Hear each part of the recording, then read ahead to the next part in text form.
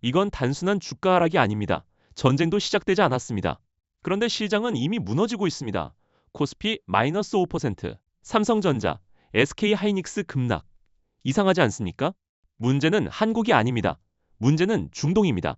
그리고 지금 세계에서 가장 중요한 두 개의 목이 흔들리고 있습니다. 호르무즈 해협, 바브엘 만데브 해협. 하나는 기름이 나오는 곳, 하나는 그 기름이 지나가는 길. 만약 이 두 곳이 동시에 막히면 어떻게 될까요? 그건 단순한 유가 상승이 아닙니다. 그건 세계 경제 시스템 자체의 정지입니다. 그래서 시장은 지금 현실이 아니라 최악의 시나리오를 먼저 반영하고 있습니다.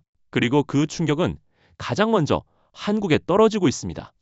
왜 한국 증시가 먼저 무너졌을까요? 전쟁도 없고 한국 경제에 직접적인 문제가 터진 것도 아닙니다. 그런데 왜 삼성전자와 SK하이닉스부터 흔들릴까요? 더 중요한 질문이 있습니다. 이건 단순한 조정일까요?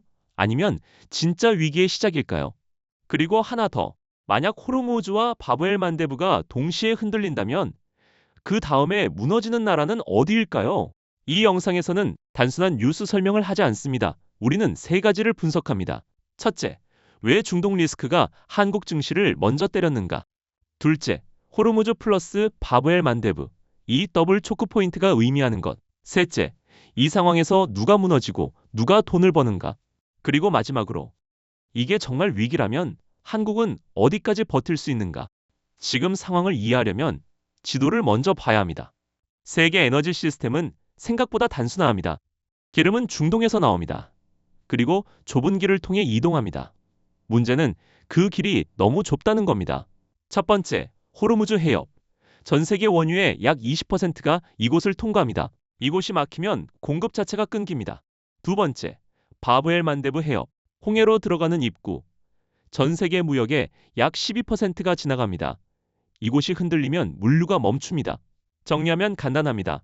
호르무즈 입고로 공급, 바브엘 만데브 입고로 운송. 그런데 지금 이 두 곳이 동시에 위험해지고 있습니다. 이란 후티. 직접 전면전을 하지 않아도 이 두 지점만 흔들면 세계 경제는 충분히 마비될 수 있습니다. 그리고 시장은 이미 그 가능성을 계산하기 시작했습니다. 시장은 현실을 반영하지 않습니다. 가능성을 반영합니다. 그것도 최악의 가능성을 먼저 반영합니다. 지금 중동에서 벌어지는 일은 아직 공급 차단이 아닙니다. 하지만 중요한 건 이 질문입니다. 만약 동시에 터지면? 호르무즈가 막히고 바브엘 만데브가 흔들리면? 이건 단순한 리스크가 아닙니다. 시스템 리스크입니다. 그래서 시장은 이미 계산을 끝냈습니다.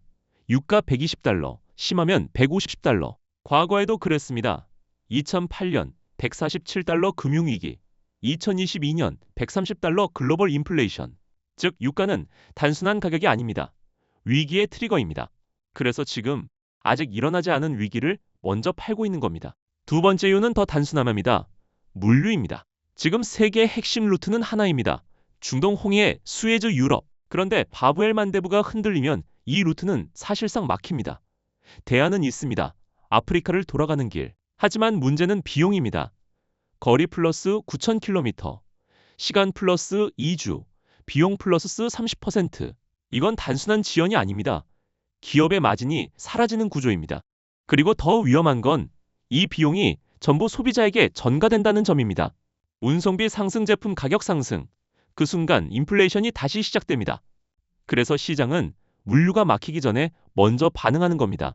세 번째 이유, 가장 중요합니다. 한국의 구조입니다. 한국은 수출 국가입니다. 그리고 에너지 수입 국가입니다. 이 두 가지가 합쳐지면 결과는 명확합니다. 외부 충격에 가장 먼저 흔들립니다. 특히 반도체, 삼성전자, SK하이닉스. 이 기업들은 글로벌 수요 플러스 글로벌 공급망에 완전히 의존합니다. 유가 상승, 생산 비용 상승, 물류 붕괴 출하 지연, 수요 둔화 가격 하락, 삼중 압박입니다. 그래서 시장은 가장 먼저 이 종목들을 던지는 겁니다. 이건 패닉이 아닙니다. 합리적인 공포입니다. 그리고 이 공포는 지금 한국에서 먼저 드러나고 있습니다. 이제 진짜를 봐야 합니다. 문제는 중동의 한 사건이 아닙니다. 진짜 문제는 세계 시스템 자체입니다. 지금 구조는 이렇게 되어 있습니다. 에너지는 몇 개 지역에 집중되어 있고 그 에너지는 몇 개의 좁은 길을 통과합니다. 그리고 그 길은 너무 쉽게 흔들립니다. 이건 우연이 아닙니다. 취약하게 설계된 시스템입니다. 그래서 중요한 건 지금 막혔느냐가 아닙니다. 언제든 막힐 수 있다는 사실입니다. 그리고 시장은 이미 알고 있습니다. 이 시스템은 생각보다 훨씬 불안정하다는 것. 그래서 지금 벌어지는 하락은 일시적인 패닉이 아니라 구조적 리스크의 재평가로 보입니다. 그렇다면 질문은 하나입니다. 한국은 안전한가? 답은 간단하지 않습니다.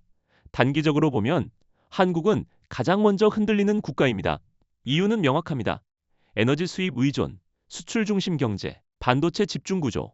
이 세 가지가 동시에 작동하면 외부 충격 이꼬르 즉각적인 시장 충격. 그래서 코스피는 항상 먼저 떨어집니다. 하지만 반대로 보면 한국은 가장 빠르게 회복하는 시장이기도 합니다. 왜냐하면 이 충격은 내부 문제가 아니라 외부 변수이기 때문입니다. 만약 호르무즈가 안정되고 바브엘 만대부가 안전해지고 미국과 이란이 충돌을 피한다면 시장은 생각보다 빠르게 반등할 가능성이 있습니다.